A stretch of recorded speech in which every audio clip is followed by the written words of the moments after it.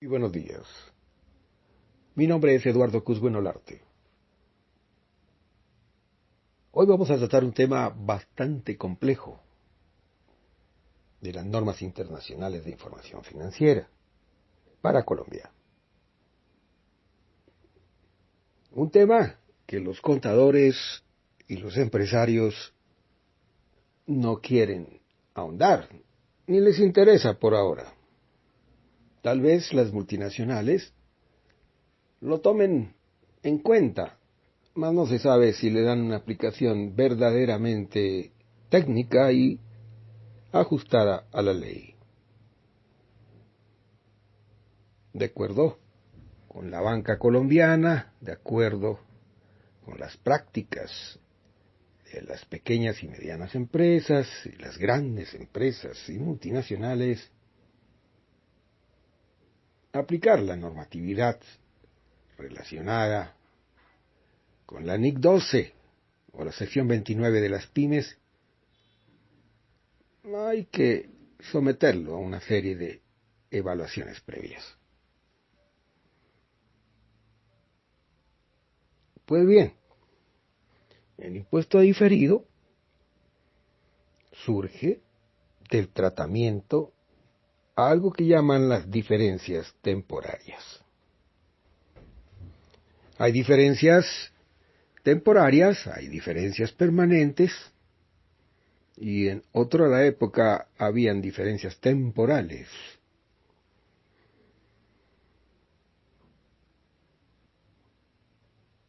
El párrafo 29.2 del estándar para pymes exige que una entidad reconozca las incidencias fiscales presentes y futuras de transacciones y otros sucesos reconocidos en los estados de situación financiera. Por su parte, el párrafo 3.3 de la norma para pymes exige que una entidad debe atender sin excepción todos los lineamientos normativos, incluyendo el reconocimiento y la medición del impuesto diferido. El impuesto diferido, entonces, es una exigencia de la sección 29 en el caso de las pymes. En el párrafo 29.8 de dicho instrumento, dice que una entidad reconocerá un activo pasivo por impuestos diferidos por el impuesto por recuperar o pagar en periodos futuros como resultado de transacciones o sucesos pasados. Este impuesto surge de la diferencia entre los importes en libros de los activos y pasivos de la entidad en el estado de situación financiera y los importes atribuidos a los mismos por parte de las autoridades fiscales. Estas diferencias se denominan diferencias temporarias. Y la compensación de pérdidas o créditos fiscales no utilizados hasta el momento procedentes de periodos anteriores. ¿Y qué pasa cuando una entidad no calcula el impuesto diferido? Pues que deja de reconocer los impactos fiscales actuales y futuros de la realización o liquidación de un activo o pasivo, alterando sus utilidades. No reconocer un impuesto diferido genera impactos relevantes en periodos futuros a medida que se reinviertan las diferencias temporarias. Luego todas las entidades deben reconocer y medir los impuestos diferidos resultantes de una comparación de las diferencias entre el valor contable y el valor fiscal de sus activos y sus pasivos. Repítese que el impuesto diferido surge por diferencias en los saldos de activos y pasivos que se generan por requerimientos contables y fiscales, no por diferencias de los estados de resultados, se aclara.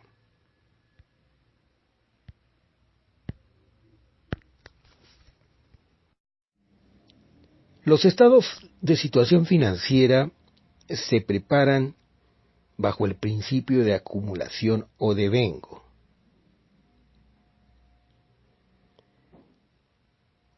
Tienen que ver, al analizar ese principio, el impuesto diferido, que está de una u otra manera integrado a los cálculos de tipo tributario. Pero no hay que olvidar que los fines que persiguen las normas tributarias en Colombia también difieren de los objetivos de la información contable o financiera. Antes era la contabilidad tributaria, o tributarizada, como decían algunos expertos contadores. Hoy en día existe esa separación. Una cosa es lo tributario y otra es lo contable. Los estándares internacionales establecen indicaciones acerca de cómo se reconocen y se miden los impuestos a las ganancias. Y una de esas mediciones tiene que ver con el famoso impuesto diferido, que debe representar, por supuesto, los efectos fiscales actuales y futuros que se deriven de transacciones realizadas por las entidades, en las cuales éstas realizan sus activos o liquidan sus pasivos al valor reconocido en los estados de situación financiera. Si una entidad no reconoce el impuesto diferido, está incurriendo en errores en la medición de sus activos y pasivos, se recuerda, por el desconocimiento de los impactos fiscales derivados de esas transacciones.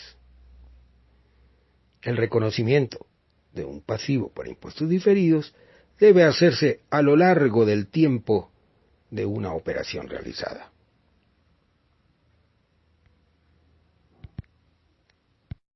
Es pertinente aclarar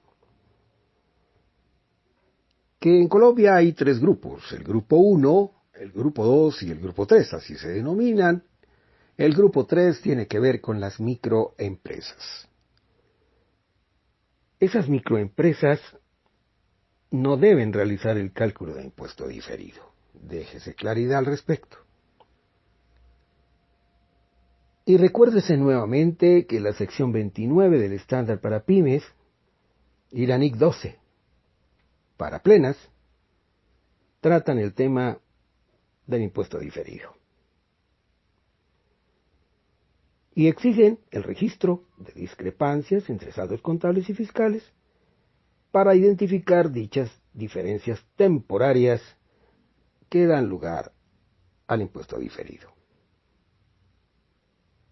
Las diferencias temporarias tienen básicamente dos efectos. Las hay imponibles y las hay deducibles. Imponibles cuando implican en periodos posteriores el pago de un mayor impuesto de renta, y son deducibles si implican lo contrario, el pago de un menor impuesto de renta en periodos posteriores. Entonces, surge una pregunta: ¿y cuando se trata entonces de un pasivo o cuando se trata de un activo diferente? Pues por supuesto que lo es. Cuando se trata de un pasivo, se genera una diferencia temporaria imponible que origina un impuesto diferido pasivo, que quiere decir que se va a pagar un mayor impuesto de renta. Si es al contrario, es decir, que esa diferencia temporaria deducible origina un impuesto diferido activo, por consiguiente se pagará un menor impuesto de renta. Eso en relación con los pasivos.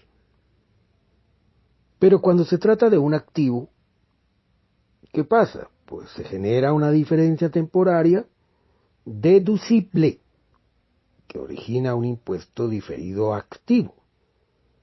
En consecuencia, se pagará un menor impuesto de renta.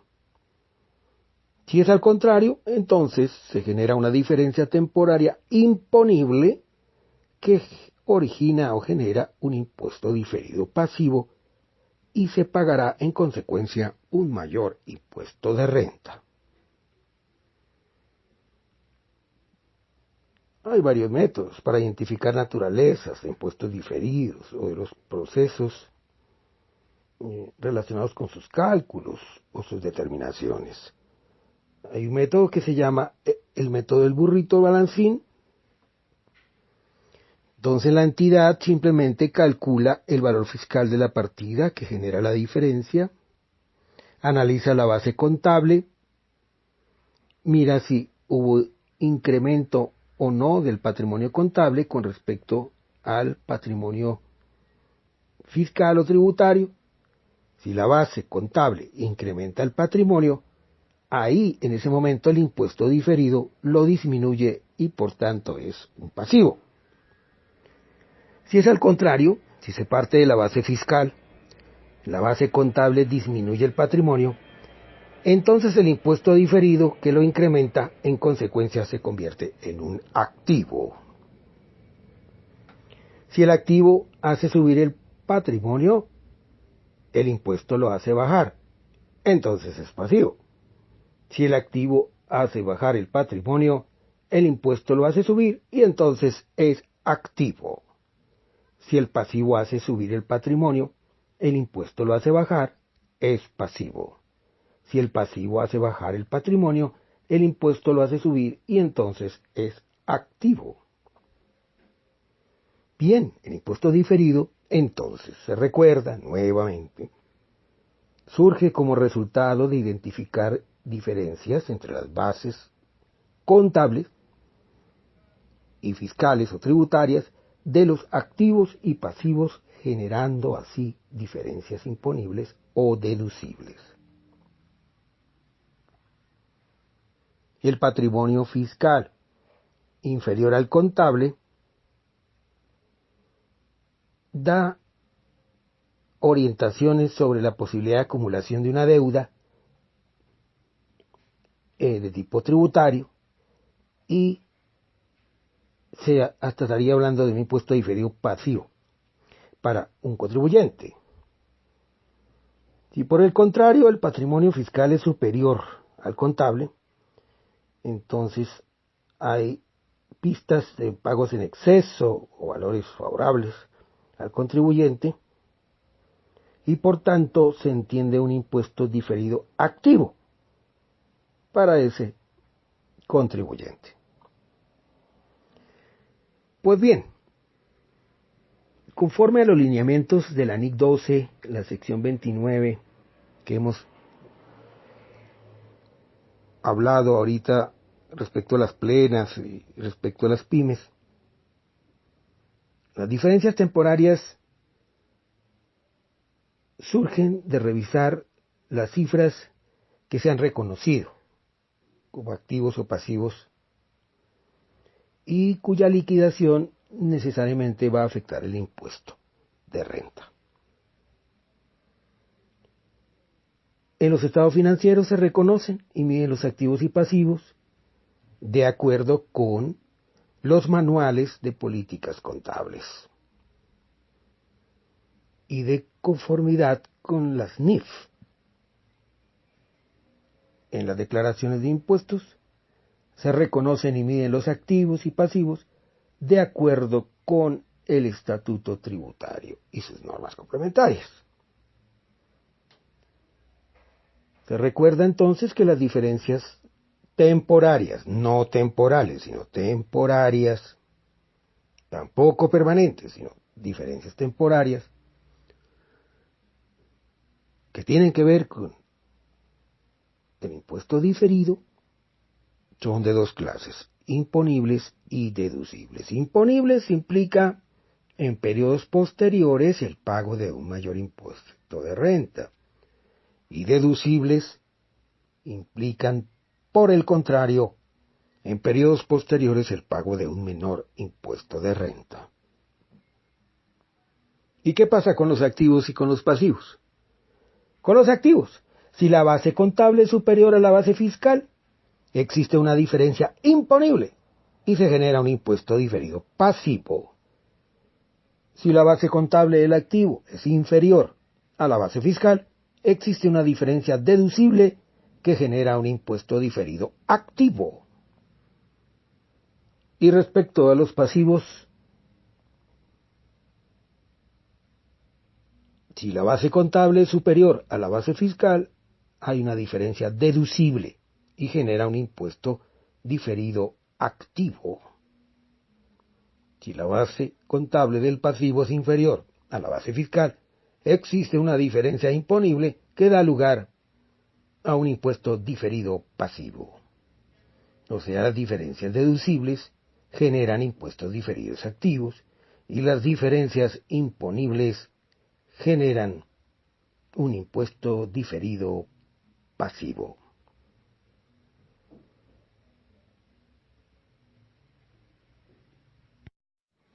Es importante aclarar algo sobre las diferencias temporales. ¿Por qué no se hace el ajuste sobre diferencias temporales, que son percibidas en el estado de resultados, y si por el contrario se habla de diferencias temporarias que son percibidas en un estado de situación financiera? No se hace sobre diferencias temporales porque no hay un enfoque de dicho cálculo de impuesto diferido, porque estas diferencias se acumulan periodo a periodo y de una u otra manera se evidencian como diferencias temporales en estado de situación financiera.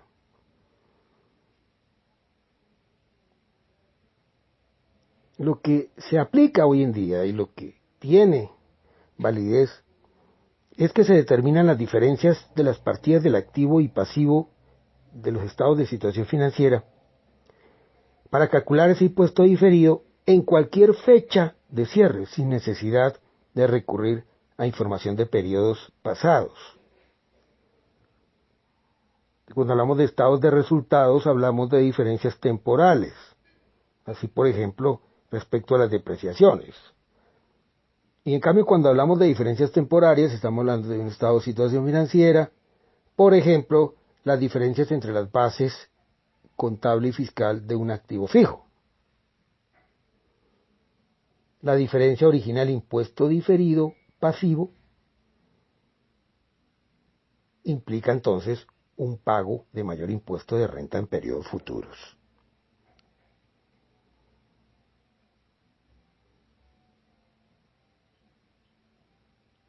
El párrafo 29.16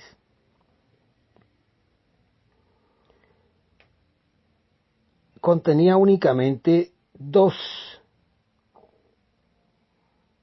formas de reconocimiento de activos o pasivos respecto a impuestos diferidos. Dos formas. Ambas hablaban de las diferencias temporarias, unas asociadas a ganancias de subsidiarias, asociados, negocios conjuntos, y la otra en relación con la plusvalía. Posteriormente, con el anexo 2.1 del decreto 2420 de 2015, que fue introducido por el decreto 2496 de 2015, el párrafo 29.13 contempla 5 casos de diferencias temporarias, en los cuales no se reconocen activos o pasivos por impuestos diferidos. Es decir, que de 2 pasó a 5 no reconocimientos de activos o pasivos por impuestos diferidos. Las diferencias que surgen entre el valor fiscal y el valor contable cuando los activos adquiridos y los pasivos asumidos en una combinación de negocios hayan sido reconocidos al valor razonable. Cuando la diferencia que surge entre el valor fiscal y el valor contable, cuando al final del ejercicio se efectúen revaluaciones a las propiedades planta y equipo. Las diferencias asociadas al reconocimiento contable de plusvalías que también surgen en la combinación de negocios. Las diferencias que surgen entre el valor contable y el valor fiscal en el reconocimiento inicial de un activo o un pasivo, y finalmente, las diferencias que surgen entre el valor fiscal y el valor contable de las inversiones en subsidiarias, sucursales y asociadas. El decreto 2170 de 2017 incorporó una excepción. No todas las diferencias temporarias dan lugar a activos y pasivos por impuestos diferidos. Y esto cambiará a partir del 1 de enero de 2019. Por su parte, la Ley 1819 de 2016, conocida como la Reforma de 2016, Reforma Tributaria, no cambió la metodología de contabilización del impuesto diferido y no tiene efectos sobre su cálculo. Las diferencias temporarias, en consecuencia, corresponden a disimilitudes entre el valor fiscal y contable o diferencias de esos activos y pasivos, base para el cálculo del impuesto diferido. Las pérdidas fiscales o tributarias no utilizadas constituyen impuestos diferidos para la entidad, en tanto que representan derechos a disminuir la carga impositiva en un futuro. Los activos y pasivos, por impuesto diferido, resultan de multiplicar las diferencias temporarias. Las pérdidas fiscales no compensadas o los créditos fiscales no utilizados, cualquiera de esos valores, por las tasas de tributación vigentes. Luego, contablemente habrá que actualizar las partidas de acuerdo con la tasa que esté en cada momento y reajustar estimaciones con periodos anteriores y con cargo a resultados. Respecto a las pérdidas fiscales del impuesto diferido, en Colombia no aplica el párrafo 29.2 del estándar para pymes. Aplica el párrafo 29.21, según el cual el impuesto se puede disminuir en periodos siguientes por la aplicación de pérdidas fiscales, las cuales se deben reconocer como un activo por impuesto diferido. Cuando las pérdidas se compensan, el impuesto diferido empieza a revertirse. El párrafo 29.2 no se aplica porque las entidades compensan la pérdida de un periodo con las ganancias de uno o más años anteriores. Eso se da en otros países, en Colombia no se da. En Colombia se da el fenómeno contrario.